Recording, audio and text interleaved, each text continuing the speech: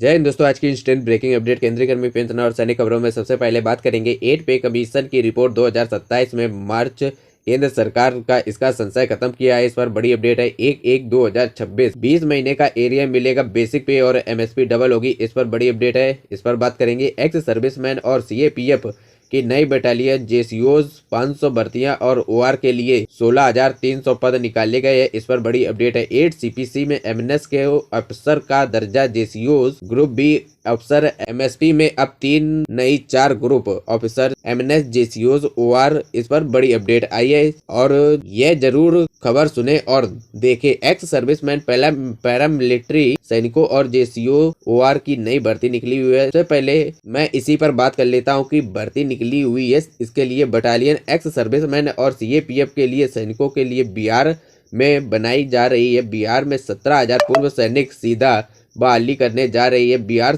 सरकार ने राज्य सुरक्षा व्यवस्था को मजबूत बनाने के लिए बड़ा कदम उठाया। गृह विभाग में कैबिनेट फैसले को बिहार स्पेशल ऑक्सल पुलिस यानी कि एसएपी में 17,000 पदों पर बहाली की प्रक्रिया तेज कर दी है। इस बार सिर्फ सेना रिटायर्ड जवान ही नहीं बल्कि अर्धसैनिक बलों के रिटायर्ड सैनिक कर्मियों को भी मौका दिया जाएगा। अब एसएपी में केवल भारतीय सेना में पूर्व सैनिक को कांटेक्ट पर रखा जाएगा, लेकिन पहली बार अर्ध सैनिक बलों के लिए रिटायर्ड सैनिक जो जवान है उनको सीधे नियुक्ति दी जाएगी। सरकार का मानना है कि अनुभवी और प्रशिक्षित जवानों को आने में कानून व्यवस्था और मजबूत होगी। इस योजना के तहत जो जूनियर कमीशन अधिकारी हैं, जेसीओज हैं, उनको जो सैलरी मिलेगी 35 से 40 हजार प्रति महीना सैलरी मिलेगी और जो सीएपी के जो जवान होंगे उन्हें 25 से 30 हजार महीने दी जाएगी। इसके साथ में 17,000 पदों पर आगे इसमें भरने के लिए भर्ती निकाली गई है। नोटिफिकेशन जारी कर दिया गया है। इसमें जो सरकार का हर साल खर्च आएगा 642 करोड़ सालाना अतिरिक्त हो जाएगा, जिसमें से 150 सेना से अधिकारी सीएपीएफ के लिए अधिकारी होंगे जो भर्ती होंगे और 1,630 जवान और 500 जेसीओज रैंक है उनको शामिल किया जाएगा। 8वें वेतन आयोग को लेकर सरकार ने क्लियर कर दिया है एरियर कब मिलेगा और रिपोर्ट कब दी जाएगी। बता दें जो केंद्र सरकार के कर्मचारी पेंशन भोगी इनके लिए 3 महत्वपूर्ण अपडेट हैं। एनडीटीवी इंडिया की जो खबर है इसके केंद्र सरकार ने इसकी जानकारी दी है। इसके मुताबिक जो पहली खबर है उसके मुताबिक डायरेक्टर की नियुक्ति कर दी जाएगी। पीएम मोदी जी ने 8 पे कमीशन के डायरेक्टर की नियुक्ति कर दी है। इसको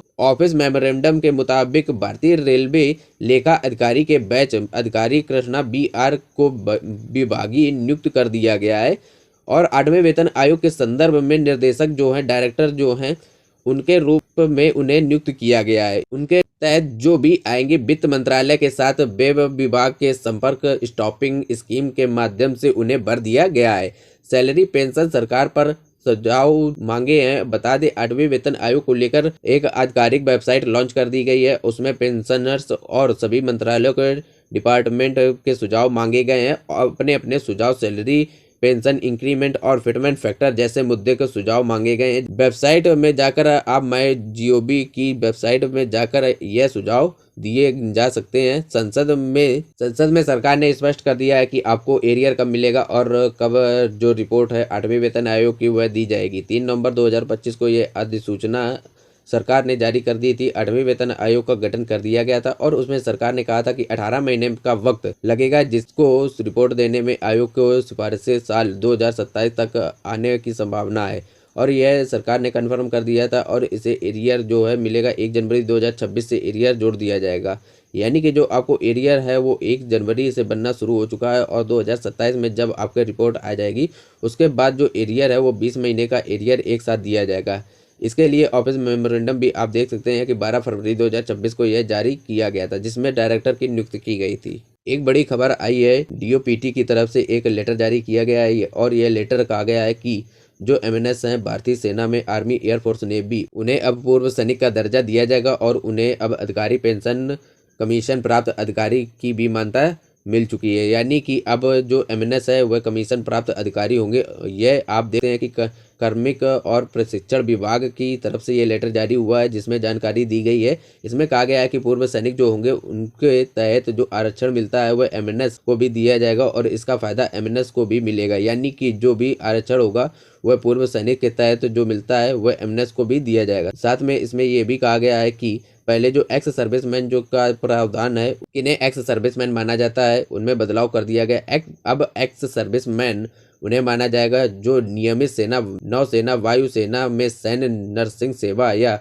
फिर कर्मी है, उन्हें एक्स सर्विसमैन माना जाएगा। और जो लड़ाकू या गैर लड़ाकू भी हैं, इसमें भी शामिल कर लिया जाएगा। यानी कि जो लड़ाकू है या गैर लड़ाकू है उन्हें भी एमएनएस में शामिल कर लिया गया है। अब पूर्व सैनिक के दायरे में आएंगे। साथ में इन्हें यह भी कहा गया है कि सैन्य सेवा सशस्त्र बल अधिकारी कमीशन प्राप्त अधिकारी होते हैं, उसके तहत इनको ये भी माना जाएगा। यानी कि अब जो एमएसपी होगी उनको चारों कैटेगरी में बांटा जाएगा। पहले एमएसपी 3 कैटेगरी में बांटा जाता था, अब 4 कैटेगरी में बांटा जाएगा। इससे साफ है कि एमएनएस को भी एमएसपी है वो हो सकता है 8वें वेतन आयोग में अफसर के बराबर दी जाएगी, क्योंकि इसमें क्लियर कर दिया गया है कि इस लेटर ने कि एमएनएस अधिकारी कमीशन प्राप्त अधिकारी होते हैं और उन्हें सैनिकों का दर्जा प्राप्त होता है। पहले ऐसा नहीं होता था। 9 फरवरी से उन्हें यह दर्जा प्राप्त हो चुका है। साथ में अब 4 जो कैटेगरी बन गई हैं, इसको लेकर ISL Indian ex serviceman league ने भारत सरकार को रक्षा मंत्रालय को एक लेटर सौंपा है, ज्ञापन सौंपा है और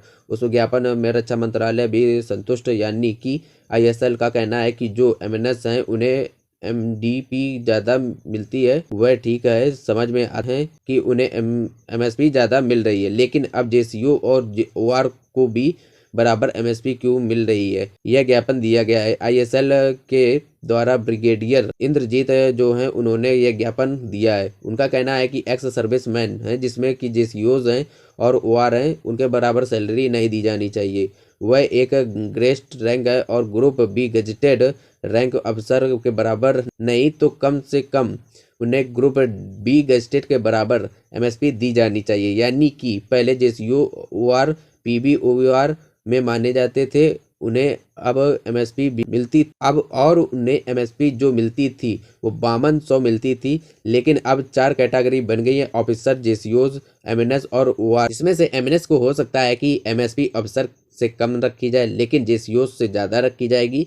यह क्लियर कंफर्म है और कंफर्म इसलिए है क्योंकि डीओपीटी का जो लेटर है उन्होंने अफसर मान्यता दी गई है और साथ में पूर्व सैनिक का दर्जा भी दिया गया है, क्योंकि कोर्ट में यह केस था और यह कोर्ट का वहां रिजेक्ट हो गया है केस। और उसके बाद जो कोर्ट में दिक्कत आ रही थी उस दिक्कत का समाधान हो चुका है। पूर्व सैनिक का दर्जा भी एमएनएस को मिल चुका है। अब अभी आप एक प्रपोजल भी देख सकते हैं कि आर्मी हेडक्वार्टर का ये प्रपोजल है, जिसमें कि एमएसपी के बारे में दिया गया। अफसर को 30,000, एमएनएस को 20,000, जेसीओस को 18,000, ओआर को 22,000 से 18,000 के बीच में और 12,000 ओआर को भी, यानी कि 4 ग्रुप में बनाया गया है। ये जो कैटेगरी है और 4 ग्रुप में कर दिया गया। आप इसमें देख सकते हैं कि जो आर्मी हेडक्वार्टर का प्रपोजल बताया जा रहा है कि ये प्रपोजल भी दिया गया है।